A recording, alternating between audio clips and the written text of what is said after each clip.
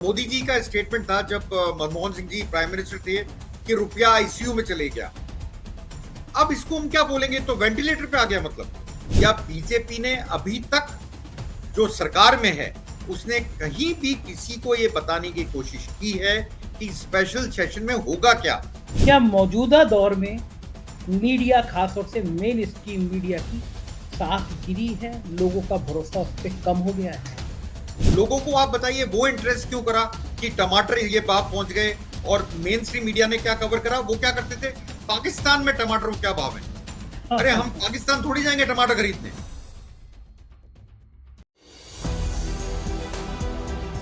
नमस्कार, मैं हूं संजय शर्मा। आप देख रहे हैं 4PM न्यूज नेटवर्क। G20 के सम्मेलन में दुनिया भर के बड़े से बड़े लोग भारत आ गए हैं। दिल्ली सज गया है पूरा, हम लोग स्वागत की तैयारी कर रहे हैं। यहाँ के देश की इस समय जो जो बातें होंगी वो दुनिया के पटल पर जाएंगी। दुनिया समझेगी कि भारत किस राह पर है। दुनिया समझेगी कि हम कितनी तरक्की कर रहे हैं, कितने वैज्ञानिक दृष्टिकोण वाले हैं और कितना विकास कर रहे हैं। इस बीच में हिमाचल प्रदेश के आईआईटी का एक डायरेक्टर का कह के वीडियो वायरल हो रहा है। आईआईटी के डायरेक्टर मतलब कितनी बड़ी पोस्ट होती है। आईआईटी क्वालिफाई करना मतलब आईएएस के एग्जाम से ज्यादा टफ एग्जाम।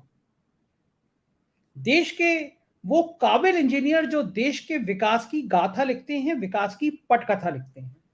अब आप सोचिए, इतने बड़े संस्थान का डायरेक्टर कह रहा है, हिमाचल प्रदेश का वीडियो बताया जा रहा है, मैं पुष्टि नहीं कर रहा, हिमाचल प्रदेश का वो आईआईटी का डायरेक्टर कह रहा है बकौल वायरल वीडियो के कि आपने सावन के महीने में मांस खा लिया, इसीलिए हिमाचल में इतनी आपदा आ गई। सोचिए आप, इतने बड़े वैज्ञानिक संस्थान का डायरेक्टर कह रहा है कि सावन के महीने में मांस खा लिया, नॉनवेज खा लिया, आपदा आ गई। मैं वीडियो सुनाने से पहले प्रधानमंत्री जी, आपके प्रति ये जिम्मेदारी व्यक्त करना चाहता हूं, आपको कहना चाहता हूं कि आप इसलिए जिम्मेदार हैं क्योंकि आपकी पार्टी के लोग इस तरह के बेहुदा बयान देते रहे हैं। साधारण कार्यकर्ताओं की बात नहीं कह रहा, मैं आपके मंत्रिमंडल में शामिल मंत्रियों की बात कह रहा हूं। अब आप सोचिए, दुनिया के लोग भारत में आएंगे और पता चलेगा कि यहाँ पे जो चीज सबसे ज्यादा वायरल हो रही है वो ये हो रही है कि आपने सावन के महीने में नॉनवेज खा लिया, इसलिए एक राज्य में आपदा आ गई। कमाल है साहब। अगर यही वजह है तो पता नहीं शिव जी मुझ पे क्यों मेहरबान है। या तो मैं शिव जी की पूजा करता हूं, लेकिन सावन के महीने में मैंने नॉनवेज खाया और कई बार खाया, लेकिन सावन का महीना मेरे यूट्यूब के लिए बहुत फायदे का सौदा रहा। मैं देश में नंबर 2 पर पहुंच गया सावन के महीने में नॉनवेज खाने के बावजूद। So to become good human being, what you have to do?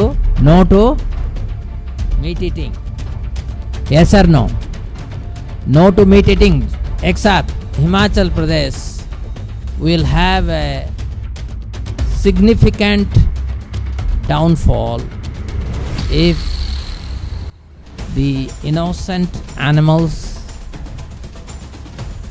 are not butchered. You are butchering them, innocent animals. That has a symbiotic relationship in the degradation of the environment as well, which you cannot see now, but it will have. It is having the mass scale landslides and so many other things, cloudbursts that you see again and again. मैं उन IIT के director साहब का number मंगाता हूं, पूछता हूं उनसे कि आपके यहाँ हिमाचल वालों ने नॉनवेज खाया तो आपदा आ गई, लेकिन मैंने नॉनवेज सावन में खाया तो मेरा तो यूट्यूब बढ़ गया। ऐसे एक दो नहीं, कई नमूने पैदा हो रहे हैं देश में। कोरोना काल से अब तक ऐसे नमूनों की बाढ़ आई है। कोई कह रहा था कोरोना में गोमूत्र पी लो तो ठीक हो जाओगे, कोई गोबर में लोट लगा दे रहा था और कोई लाइट जलवा रहा था, थाली बजवा रहा था। क्या क्या हो गया है हमारे मुल्क को। गोदी मीडिया ऐसे कसीदे पढ़ रहा है सुबह से, बार बार मैं देख रहा हूं कि देश 5वीं अर्थव्यवस्था, 30वीं अर्थव्यवस्था, 4थी अर्थव्यवस्था लगातार तरक्की कर रहा है, हम 5वीं अर्थव्यवस्था बन गए हैं। और इस बीच में खबर आती है कि रुपया अपने रिकॉर्ड मूल्य पर गिर गया है। मतलब रुपया इतना कभी नहीं गिरा डॉलर के मुकाबले जितना इस समय आज गिर गया है। यानी दुनिया के सारे लोग आ रहे हैं तो देख रहे हैं कि भारत के रुपए की ऐसी पिटाई हो रही है। आपको पता है कि अर्थव्यवस्था के मायने क्या होते हैं? आप में से अधिकांश लोगों को यह मैवाना नहीं होगा कि अर्थव्यवस्था के मायने कैसे होते हैं। हम कैसे कह रहे हैं 5वीं सबसे बड़ी अर्थव्यवस्था बन गया। भारत की आबादी 140 करोड़ है। अगर कोई मुल्क 180 करोड़ 200 करोड़ पे होगा तो निश्चित रूप से उसकी अर्थव्यवस्था बड़ी होगी। अगर कोई 2 करोड़ का मुल्क है तो उसकी अर्थव्यवस्था कितनी होगी? इतनी होगी। डॉलर्स में रुपए में आप काउंट करेंगे तो बहुत छोटी होगी। और कोई 140 करोड़ का मुल्क है तो उसकी अर्थव्यवस्था इतनी बड़ी होगी। ये गणित कोई गोदी मीडिया का व्यक्ति नहीं समझाएगा कि अर्थव्यवस्था बड़ी होने का मतलब क्या है। लेकिन एक गणित मैं आपको समझा रहा हूं। अर्थव्यवस्था से ज्यादा महत्वपूर्ण मानव सूचकांक होता है। मतलब जिसमें यह तय होता है कि इस देश में प्रति व्यक्ति की आमदनी कितनी, इस देश में प्रति व्यक्ति के स्वास्थ्य पे कितना खर्चा, इस देश में इस व्यक्ति की शिक्षा पे कितना खर्चा। और इसमें अधिकांश मानकों में हम दुनिया के सबसे निचले पायदान पर खड़े हैं। इन मानकों में तो छोड़ दीजिए, इसमें तो पैसा लगता है। आपकी हेल्थ ठीक करने के लिए पैसा लगता है, आपको पढ़ाने के लिए पैसा लगता है, लेकिन आपकी लोकतंत्र की आजादी को खतरे में डालने से रोकने के लिए तो कोई पैसा नहीं लगता, या खतरे में डालने के लिए तो कोई पैसा नहीं लगता। हम पत्रकारिता की स्वतंत्रता, लोकतंत्र की अभिव्यक्ति के मामले में भी दुनिया में सबसे निचले पायदान पर खड़े हैं। हाँ, भ्रष्टाचार में भी हम निचले पायदान पर खड़े हैं। ये बातें आपको कोई नहीं बताएगा। रुपये के गिरने पे मोदी जी के पिछले भाषणों का एक वीडियो ट्विटर पर वायरल हो रहा है, जरा वो भी सुन लीजिए। 125 करोड़ का देश आज निराशा की गर्त में डूबा हुआ है। जिस तेजी से रुपये की कीमत टूटती गई है, गिरावट आई है, दूसरी तरफ सरकार की तरफ से एक भी कदम लिया गया हो, ऐसे कोई संकेत नजर नहीं आ रहे।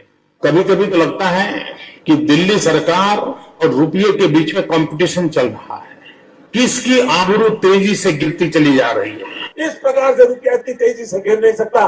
क्या कारण है हिंदुस्तान का रुपया पतला होता जा रहा है? ये रुपए के गिरने की स्थिति है। बांग्लादेश और अफगानिस्तान जैसे देशों की मुद्रा हमारे बराबर आ खड़ी हुई है और हम दावा कर रहे हैं कि हम दुनिया में डंका पीट रहे हैं, दुनिया हमारा लोहा मान रहा है। ये गोदी मीडिया के चैनल देखना बंद कर दीजिए। ये आपकी जिंदगी में झूठ ला रहे हैं, क्योंकि साहब इन पे हजारों करोड़ रुपया खर्च करते हैं। भारतीय जनता पार्टी की राज्य सरकारें हजारों करोड़ रुपया खर्च करती हैं। दैनिक जागरण के एक संपादक हैं, बड़े भारी संपादक हैं, शुरुआत करते हैं ट्विटर पर, सुने हैं कि उत्तर प्रदेश के एक बड़े आईएएस अफसर जो अब रिटायर हो गए, उन परिवार की, उन दंपत्ति की चरण वंदना में, उनके संग फोटो खिंचवाने में ये संपादक जी बहुत आगे रहते हैं। और इस अखबार को भारतीय जनता पार्टी की सरकारें सबसे ज्यादा विज्ञापन देती है। एक फर्जी खबर फ्रंट पेज पे छपाई थी अभी कुछ दिन पहले कि भारत ने सर्जिकल स्ट्राइक कर दी पाकिस्तान पे। तो ऐसे अखबार और ऐसे टीवी चैनलों पे भरोसा मत करिए। देश के टीवी चैनल आपको यही बताएंगे कि अर्थव्यवस्था में इतनी क्रांति हो गई है, इतनी बड़ी बातें हो गई है, जिसको सुनकर आप सोचेंगे ये सब हो कहां रहा है। देश नए दौर में पहुंच रहा है। आज कांग्रेस की भारत जोड़ो यात्रा का 1 साल पूरा हो गया। राहुल गांधी विदेश में है और पूरे देश में आज कांग्रेस ने भारत जोड़ो यात्रा की पहली वर्षगांठ मनाई। लोगों का इसमें उत्साह देखकर भारतीय जनता पार्टी परेशान और हैरान है। उसे समझ नहीं आ रहा कि भारत जोड़ो यात्रा का इतना इम्पैक्ट है, इसको खत्म कैसे करें। तो जाहिर है भाजपा की इस समय G20 के सम्मेलन के बावजूद हालत खराब है। तभी सनातन धर्म को लेकर विवाद खड़े हो रहे हैं, कभी भारत और इंडिया को लेकर विवाद खड़े हो रहे हैं। मैंने सोचा इन तमाम मुद्दों पर देश के एक ऐसे पत्रकार से बात की जाए जिसके लेख अमेरिका से लेकर लंदन तक छपते हैं, जिसके लेख दुबई से लेकर पूरे हिंदुस्तान, विदेश के तमाम ऐसे देश हैं जिसमें उसकी पत्रकारिता का लोहा माना जाता है। तो मैं सीधे चल रहा हूं सीनियर जर्नलिस्ट अनिल शर्मा के पास। अनिल शर्मा से बात करते हैं और समझते हैं कि इस देश के हालात है कैसे। चलते हैं अनिल जी के पास। स्वागत है अनिल जी आपका। और मैंने आपको कष्ट इसलिए दिया कि आज भारत जोड़ो यात्रा का 1 साल पूरा हो गया। एक दो और अच्छी घटनाएं हुई।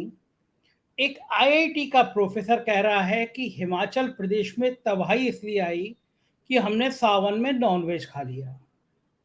हम देश की तीसरी, चौथी, पांचवी अर्थव्यवस्था का होने का दावा करते हैं और आज हमारा जो रुपया है वो अब तक के रिकॉर्ड स्तर पे गिर गया। हमारी मुद्रा अफगानी मुद्रा के बराबर आ गई, बांग्लादेश हमारे बराबर में आके खड़ा हो गया। देश में जिस तरह का ये राज चल रहा है, कोई पढ़ा लिखा प्रोफेसर कह रहा है सावन में आपने नॉनवेज खा लिया तो हिमाचल में आपदा आ गई। ऐसा लग रहा है पूरी दुनिया हमारी मजाक उड़ा रही है कि हम वैज्ञानिक दृष्टिकोण की जगह एक ऐसे पुरातन काल में चले जा रहे हैं जहां हमारे मूर्खतापूर्ण विचार पूरी दुनिया में एक बड़ा अजीब सा संदेशा दे रहे हैं। और ये संदेशा दे रहे हैं कि भारत अब विकसित नहीं बल्कि ऐसी अविकसित अवैज्ञानिक दृष्टिकोण पे बात करेगा, अपना उपहास बढ़ाएगा। ये देश अनिल जी क्या लगता है आपको किस मोड में चल रहा है और क्या हालात आपको देश के नजर आ रहे हैं?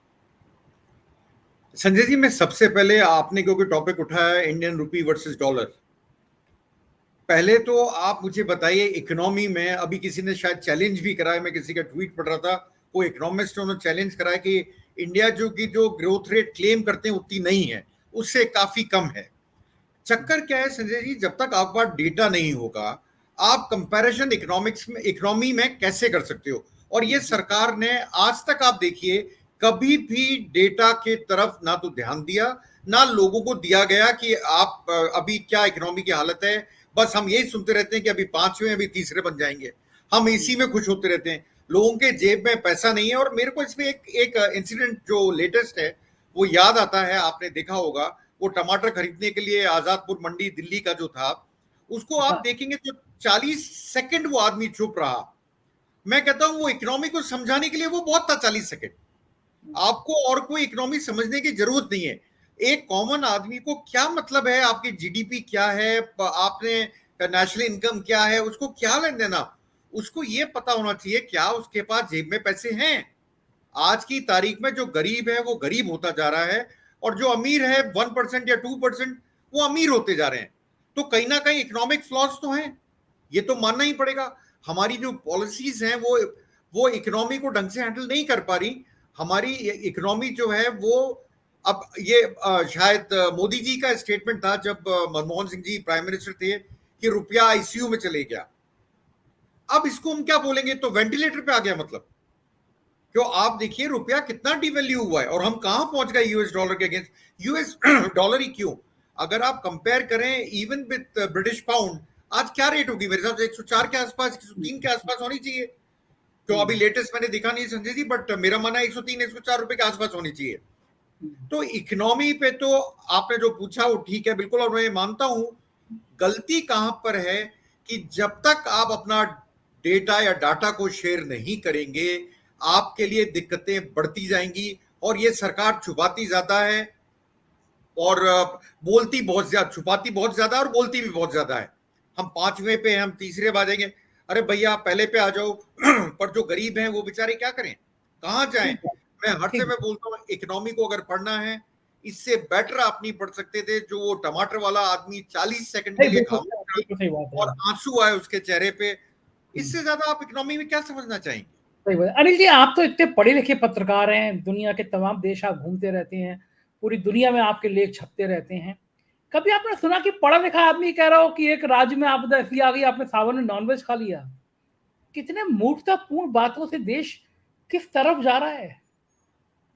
ऐसी बातें संजय जी आपको ईमानदारी बताऊं ये हिंदुस्तान में सुनने को मिलती है।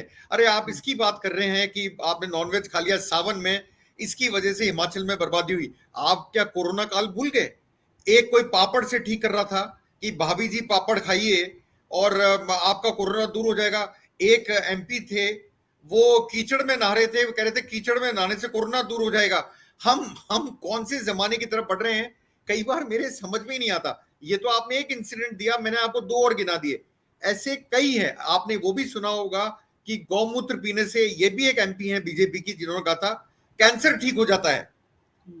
अब आप बताइए हम किस तरफ बढ़ रहे हैं, ये समझ में नहीं आता। और ऐसे स्टेटमेंट पढ़ के आप हंसने के अलावा कुछ नहीं कर सकते हो। सारे डॉक्टर्स को हटाओ, सब बंद करो, मेडिकल फैसिलिटीज बंद करो, कल से इन चीजों को चालू कर देते हैं। इनसे अगर ठीक होते तो ये ठीक कर लेते हैं। ये दर्शाता है कि हम किस तरफ बढ़ रहे हैं। और आप तो नाम ले रहे हो आईआईटी प्रोफेसर का, आईआईटी से बड़ा संस्था कोई नहीं है, आपको बताऊं अभी। उसमें से ब्रिलियंट लोग निकलते हैं। और मैं जहां रहता हूं जयपुर, जयपुर के पास में एजुकेशन सिटी है कोटा, जहां पे सबसे ज्यादा आईआईटी के लिए लड़के आते हैं पढ़ने के लिए। वो बेचारे ऐसी बातें सुन के वो क्या सोचते होंगे, क्या उनको असर होता होगा। कितनी मूर्खतापूर्ण बात है ये, मूर्खतापूर्ण बात है। आपको बताऊं, आप कहां ले गए चीज को। अनिल जी, वैसे मुझे लगता है कि सावन में नॉनवेज खाने का, अगर व्यक्तिगत हर एक के अपने अपने अनुभव होते हैं, तो सावन में नॉनवेज खाने का मुझे तो फायदा हुआ। मेरा यूट्यूब, मैंने नॉनवेज खाया सावन में, आराम से खाया, और मेरा यूट्यूब चैनल सबसे ज्यादा ग्रोथ मेरी सावन में ही हो गई। तो शिव जी ने मुझ पर तो मेहरबानी कर दी। तो क्या बातें हो रही हैं। खैर, अनिल जी, देश में चुनाव पास में आते हैं तो धर्म और जाति के मुद्दे सामने आ जाते हैं। सनातन धर्म को लेकर टिप्पणियां, फिर सनातन धर्म पे घंटों घंटों चर्चाएं। जिस समय दुनिया के तमाम देशों के राष्ट्राध्यक्ष हमारे आ रहे हैं और हम जातियों पे और धर्म पे लड़ाई लड़ रहे हैं, ये विवाद चुनाव से पहले खड़े क्यों होते हैं? संजय जी, आप भी समझते हो, मैं भी समझता हूं, ये बेसिकली कंसोलिडेशन ऑफ वोट या पोलराइजेशन ऑफ वोट की बात है। आप देखिए, सनातन धर्म की बात उठी साउथ से, तमिलनाडु से, उसको शायद एग्री करा कर्नाटका में भी इनके बेटे ने, खड़गे जी के बेटे ने भी कुछ सपोर्ट में बोला। कांति चिदम्बरम का भी मैं कहीं देख रहा था, शायद उनका भी कोई स्पेस स्टेटमेंट आया है। ये टॉपिक उठा साउथ में। मैं मानता हूं साउथ और नॉर्थ में अंतर है जब हम सनातन धर्म की बात करते हैं तो।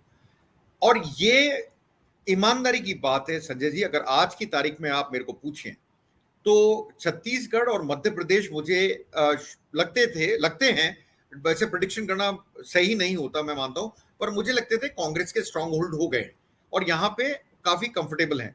राजस्थान मुझे लगता था कि नेक टू नेक है विद एडवांटेज टू कांग्रेस, उधर भी मैं कांग्रेस को एडवांटेज दे रहा हूं, एडवांटेज टू कांग्रेस। अब ये सनातन का अगर आपने देखा हो, ऑफ रिकॉर्ड, ये रिकॉर्ड पे नहीं है, ये चीजें उठी हैं कि प्राइम मिनिस्टर ने अपने मंत्रियों से कहा है इस इशू को ज्यादा से ज्यादा उठाया जाए। ये तो तीनों प्रदेश कहां आते हैं? ये तीनों प्रदेश आते हैं जिसको अपन काउ बेल्ट बोलते हैं, काउ बेल्ट वाले प्रदेश है तीनों। शायद सनातन का इन तीनों स्टेट्स पे अंतर पड़ता होगा, शायद इसीलिए ये बात उठ रही है कि सनातन को उठाया जाए, लार्ज स्केल पे उठाया जाए, क्योंकि ये भी क्लेम करते हैं कि 80% जो है वो सनातनी धर्म वाले लोग हिंदुस्तान में रहते हैं। मेरे पास फिगर नहीं है, ये सुनी हुई बात मैं आपसे कर रहा हूं, ये भी मैं प्राइम मिनिस्टर की भी सुनी हुई बात कर रहा हूं, मेरे पास रिकॉर्ड नहीं है। मेरा मानना यह है संजय जी, अब इन चुनावों में 3 स्टेट के चुनाव, आप चौथे को छोड़ दीजिए, 5वां जनवरी में है तेलंगाना, उसको एक बार छोड़ दीजिए।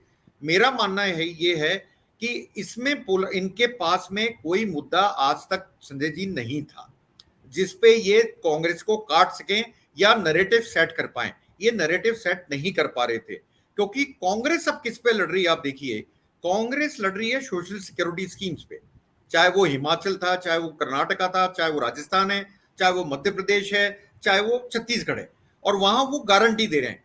कोई 5 की देता है, 5 चीजों की, कोई 10 की देता है। तो बीजेपी के पास कोई तोड़ नहीं था इसको काटने का, और बीजेपी को इसको फॉलो करना पड़ रहा था। मुझे लगता है सनातन धर्म वाला इशू ने कुछ एम्यूनेशन बीजेपी को दिया है। अब ये कितने सक्सेसफुल होते मेरे को नहीं पता, क्योंकि अगर याद हो संजय जी आपको, आप तो गए थे खुद, कर्नाटका में बजरंग बली एक बहुत मेजर इशू बना था, आपको अगर ध्यान हो तो बना था। वैसा ही इशू लास्ट इलेक्शंस में बजरंग बली जी राजस्थान में भी बने थे, पर लोगों ने उसको नहीं लिया और वो चला नहीं, मतलब वो उनका बीजेपी का चला नहीं और कांग्रेस की सरकार बनी। अब के भी इनके पास एक एम्यूनेशन आया जिसको ये फायर करेंगे कि साहब सनातन धर्म के ऊपर डायरेक्ट अटैक है। तो और किसका? इंडिया अलायंस का, जिसको IN करके बोलते हैं, इंडिया पूरा भी नहीं बोलते, INDIA भी नहीं बोलते, IN करके बोलते हैं लोग। मुझे लगता है कि कुछ एम्यूनेशन इनको मिला है, पर मेरे को शक है क्या सोशल सिक्योरिटी स्कीम को सनातन काट सकता है, ये मेरे को शक है। और इसको देखकर उठाने की पूरी कोशिश होगी, आपको बताऊं, ये उठेगा भी, ये मुद्दा बनाने की कोशिश भी करेंगे। और ये मुझे लगता है कि ये कितना सक्सेसफुल होगा मेरे को डाउट है, और इनका ये बैकफायर नहीं कर जाए कहीं, ये मुझे कई बार लगता है, पर ये मुझे लगता उठाएंगे। है उठाएंगे अनिल जी। मुझे लगता है कर्नाटक में प्रधानमंत्री जी गलती कर गए बजरंगबली वाला मुद्दा उठा के। वो मुद्दा तो उन्होंने ठीक उठाया था। प्रधानमंत्री जी ने कहा था कि घर से जब निकलो वोट डालने जाओ तो वोट डालने से पहले जय बजरंगबली कहना। तो मेरे हिसाब से प्रधानमंत्री जी ये गलती कर गए कि उन्होंने ये नहीं कहा कि जय बजरंगबली कह के बीजेपी को वोट करना। तो लोगों ने जय बजरंगबली का नारा तो लगाया, वोट कांग्रेस को कर दिया। तो इस बार बजरंगबली जो है वो कांग्रेस के साथ खड़े हो गए। आपने जो बात कही अनिल जी की सोशल स्कीम पे धर्म भारी पड़ेगा, ये बड़ा टेस्ट करने वाला विषय और आपके हिसाब से नहीं पड़ेगा, ये मुझे भी लगता है। मैं भी जब क्षेत्र में गया, गांव में गया, तो मुझे लग रहा है ये पहला चुनाव है 14-19 के बाद जब लोगों की निजी जिंदगियां भारी पड़ रही हैं धर्म और जाति पे। महंगाई, बेरोजगारी, ये ऐसे मुद्दे हैं जिन पर कोई बात चल नहीं रही है। उत्तर प्रदेश में घोसी का उपचुनाव है और वो इंडिया का पहला चुनाव है, गठबंधन का उत्तर प्रदेश में पहला चुनाव है। हमारी टीम वहां गई तो क्षत्रिय बिरादरी को टिकट दिया सपा ने, और चूंकि योगी आदित्यनाथ भी क्षत्रिय बिरादरी से आते हैं और माना जाता है यूपी में क्षत्रिय बीजेपी के साथ हैं, तो सारा मतलब जिन लोगों से बात कर रहे हैं क्षत्रियों से, वो कह रहे हैं कि साहब बाकी बातें तो ठीक है लेकिन सत्ता का अहंकार, बेरोजगारी और महंगाई, ये ऐसे मुद्दे पे इस बार हम बीजेपी को ठीक करना चाहते हैं। तो दो बातें, बेरोजगारी और महंगाई की तो चर्चा है, लेकिन एक बात अनिल जी और सामने आ रही है, वो है सत्ता का अहंकार। लोगों को लग रहा है कि सत्ता घमंड में आ गया, नेतृत्व घमंड में आ गया। क्या आपको भी लगता है कि सामान्य आदमी के अंदर ये बात चली गई है कि नेतृत्व कहीं ना कहीं घमंड में है, अहंकार में है, उसे आम आदमी की पीड़ा सुनाई नहीं दे रही है? ये बात बिल्कुल संजय जी आप सही कह रहे हैं। आप ऐसे भी देख लीजिए, आप ऐसे देखिए कि अहंकार कहां दिखता है। दूसरा, आपने एक स्पेशल सेशन बुलाया पार्लियामेंट का 18 से 22, क्या आज तक एजेंडा लोगों को पता है?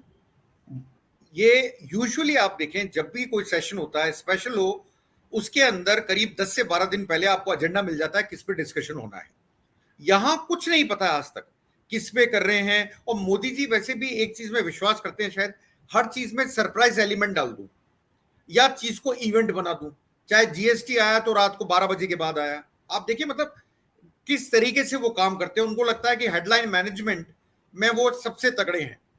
अब के क्या हो रहा है संजय जी, आपने जो बिल्कुल सही पॉइंट पकड़ा है कि दो मुद्दे आज की तारीख में सबसे ऊपर भारी नजर आते हैं। वो आता है अनएम्प्लॉयमेंट और दूसरा आता है इन्फ्लेशन।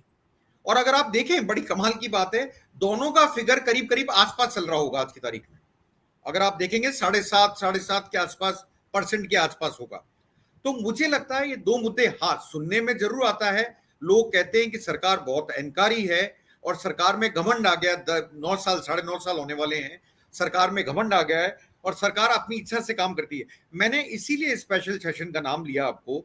क्या इतने सारे टीवी चैनल्स पे डिस्कशन होता है, बीजेपी के प्रवक्ता भी आते हैं, या बीजेपी ने अभी तक जो सरकार में है उसने कहीं भी किसी को ये बताने की कोशिश की है कि स्पेशल सेशन में होगा क्या? 18 तारीख में कितने दिन बचे हैं? 11 दिन। क्या उन्होंने अभी तक कोई कोशिश करी है? क्या वहां पर भी ये हमारी तो मेजोरिटी, हमारे क्या लेना देना, ऑपोजिशन क्या कर लेगा हमारा? ये जो अहंकार है, जो सोनिया गांधी जी ने कल लेटर लिखा, उस लेटर पे आप देखिए, मुझे बड़ा अजीब लगा और मेरे को बुरा लगा। उसका जवाब कौन दे रहा है? पार्लियामेंट्री मिनिस्टर, पीएम को लेटर लिखा गया था ना, या पीयूष गोयल, दो आदमियों ने जवाब दिया। क्या आप इक्विवेलेंट हो सोनिया गांधी के? क्या वो एक बड़ी नेता नहीं है इंडिया की? इस चीज को आप नकार तो नहीं सकते हो। मतलब ये तो मुझे ऐसा लगा कि आप किसी आदमी को छोटा दिखाने के लिए, मैं खुद जवाब नहीं दूंगा, ऐसे जवाब तो करते थे ना पहले। सर पहलवानी होती थी, पहले छोटो पहलवान से लड़के दिखा दे फिर तेरे से मैं लड़ूंगा। ये कुछ ऐसी बात है, बड़ी अजीब सी बात है कि जवाब कौन दे रहा है, लेटर किसके पास जा रहा है और उसका जवाब कौन दे रहा है। ये अहंकार को दर्शाता है और भयानक अहंकार को दर्शाता है। और मैं आपको बताता हूं, लोगों ने इसको अब के बड़ा टिपिकल लिया है, लोगों ने इसको बुरा माना है कि इसका जवाब प्रहलाद जोशी या पीयूष गोयल की तरफ से क्यों आया। बिल्कुल ठीक है अनिल जी, इस तरह का रिएक्शन पूरे देश से आया है। एक आखिरी सवाल, आप बिल्कुल एक ऐसे पत्रकार हैं जिसको दुनिया भर में जिसके लेख छपे, आर्टिकल छपे, दुनिया आपको जानती है। क्या मौजूदा दौर में मीडिया, खासतौर से मेन स्ट्रीम मीडिया की साख गिरी है, लोगों का भरोसा उस पर कम हो गया है। संजय जी, इससे बेटर एग्जाम्पल क्या होगा? आप कहां पहुंच गए और आपने कितना बढ़िया कंटेंट दिया, लोगों ने उस कंटेंट को प्यार दिया, और आज आप कहां हो? ऐसे कुछ और यूट्यूब चैनल्स हैं जो कहां गए? क्यों गए? क्योंकि लोगों का विश्वास जो national media, mainstream media अपन बोलते हैं, वो टीवी के ऊपर खासतौर से लोगों का धीमे धीमे हटने लगा। और वो किस तरफ आने लगे? वो ज्यादा आने लगे कि आपकी चैनल ने जो तरक्की करी, मैं मानता हूं वो जीता जाता एग्जाम्पल है कि आपने कंटेंट परोसा लोगों को, वो कंटेंट लोगों को भाया और लोगों ने टीवी छोड़ के यूट्यूब को देखना शुरू करा। आज की तारीख में आपको बताता हूं, लोग स्मार्ट टीवी खरीदने लगे हैं घरों पे। आप अगर दुकानदारों से जाके भी पूछेंगे ऑफ हैंड कि साहब किसकी सेल ज्यादा होती है, तो बोलेगा एंड्रॉयड टीवी की। क्यों? क्योंकि उसमें भी वो न्यूज की जगह वो चला के बैठता है यूट्यूब चैनल को, वो यूट्यूब चैनल पे विश्वास करता है। इसका कारण क्या है? एक तो हल्ला गुल्ला, उस पे चैनल बैठ के जोर जोर से चिल्लाना, कोई डिस्कशन समझ में नहीं आता। आप जैसे यूट्यूब चैनल वाले आप ही देखिए, आप आज टॉप मोस्ट चैनल बन गए, आप सबसे बड़े लोग आपको देखते हैं। और मेरे लिए, मैं आज इस चैनल पे बोलना चाहता हूं कि मेरे सामने ब्यूरोक्रेट्स राजस्थान के, जहां मैं विश्वास नहीं करता था कि एक दिल्ली में बैठा हुआ पत्रकार को जयपुर वाले देख रहे होंगे, जयपुर के top most bureaucrat, top most की बात कर रहा हूं, वो ये कहते हैं कि हम 4 PM देखते हैं। आप इससे अंदाजा लगाइए कि आपका जो कंटेंट है और जो आप लोगों को दे रहे हो, वो उस टीवी मीडिया या मेन स्ट्रीम मीडिया से कितना अच्छा है, लोगों को वो पसंद आ रहा है। नहीं तो क्यों देखेंगे आपको? इसलिए देखेंगे कि आपका कंटेंट टू द पॉइंट है, आप जो उनको परोस रहे हो वो उनके लिए है। आप महंगाई की बात करते हो, आप बेरोजगारी की बात करते हो, ये बातें कौन करता है? लोग अवॉइड कर जाते हैं इस बात को। और बेरोजगारी भी, अगर गलती पे नहीं हूं तो शायद CMI रिपोर्ट में, अगर मैं गलती हूं तो मैं लोगों से माफी चाहूंगा, हरियाणा टॉप मोस्ट है। हाँ, अगर आप देखेंगे तो हरियाणा टॉप मोस्ट है, जो CMI रिपोर्ट आती है उसमें, अगर मेरा फिगर गलत नहीं हो तो शायद वो टॉप मोस्ट है। अगर आप देखिए तो लोगों को ये इंटरेस्ट करता है। लोगों को आप बताइए वो इंटरेस्ट क्यों करा कि टमाटर ये भाव पहुंच गए, और मेन स्ट्रीम मीडिया ने क्या कवर करा? वो क्या करते थे, पाकिस्तान में टमाटर को क्या भाव है? अरे हम पाकिस्तान थोड़ी जाएंगे टमाटर खरीदने, हमें यहां खरीदना है टमाटर। तो ये जो चीजें हैं ना संजय जी, वो मेन स्ट्रीम मीडिया बिल्कुल उनसे दूर हो गया। क्योंकि आजकल जो एक रिपोर्टिंग हो रही है, आपको बताता हूं, ज्यादा रिपोर्टिंग जो होती है उसको मैं बोलता हूं, क्योंकि मेरे को भी 34-35 साल हो गए रिपोर्टिंग करते हुए। आपने भी करी है संजय जी, आप भी नीचे से ऊपर आए और काफी ऊपर आए, भगवान करे और ऊपर जाएं, इसमें आप तरक्की करें। आप मुझे बताइए, आजकल के जितने जर्नलिस्ट हैं, क्या वो आर्म चेयर जर्नलिस्ट नहीं है? मैं उनको आर्म चेयर जर्नलिस्ट बोलता हूं। आके बैठ गए, कंप्यूटर खोला, पुलिस थाने फोन मिलाया, अरे आज कुछ हुआ क्या बता दे, वो लिख दिया। कौन फील्ड में जाता है? कितने लोग फील्ड में जाके रिपोर्टिंग करते हैं? एक्चुअल आपको कैसे मिलेगा? एक्चुअल तब मिलेगा जब आप मूव करोगे, लोगों से बातचीत करोगे। पर आपका जब नैरेटिव ही है कि हमें तो सारा अच्छा अच्छा दिखाना है, तो जाने की जरूरत नहीं ना। फिर तो आप आराम से ऑफिस में बैठो, एसी चलाओ और तारीफ करते जाओ, मोदी जी की भरो पूरी तारीफ से। हाँ, बिल्कुल बिल्कुल ठीक कह रहे हैं। और शुक्रिया अनिल जी, आपने तक कीमती समय दी, इतनी सारी बातें हुई, अच्छा लगा। और हम आपको राजस्थान के चुनाव में लगातार परेशान करेंगे, क्योंकि राजस्थान की तो खास तौर से आपको, हालांकि पूरी देश की जानकारी रहती है, लेकिन राजस्थान की पल पल की जानकारी रहती है। शुक्रिया अनिल जी हमको समय देने के लिए। तो ये थे अनिल शर्मा जी, और आपको समझा रहे थे कि देश के हालात क्या हैं। तो ये जो कह रहे थे बिल्कुल सही, मैं सहमत हूँ। जो टमाटर वाले के रेट के भाव, मैं गांव में जाता हूँ, घूमता हूँ, तो देखता हूँ कि आम आदमी की जिंदगी कितनी परेशान बेहाल है। सिलेंडर के रेट 4 गुना 3 गुना करने के बाद 200 रुपए कम करके साहेब सोचते हैं कि उन्होंने देश पे बड़ा एहसान कर दिया है। अपनी आंखें खोले रखिए, देखते रहिए कि ये नेता आपको कैसे मूर्ख बनाते हैं। अपने आप को बचाइए, देश को बचाना है तो खुद को बचाना है, तो समझिए विकास बड़ा मुद्दा है। ये वीडियो कैसा लगा अपने कमेंट से जरूर बताइए। हमारे राज्यों के चैनल हैं 4 PM यूपी, बिहार, महाराष्ट्र, गुजरात, कर्नाटक, उन्हें भी सब्सक्राइब करिएगा। शुक्रिया, थैंक यू।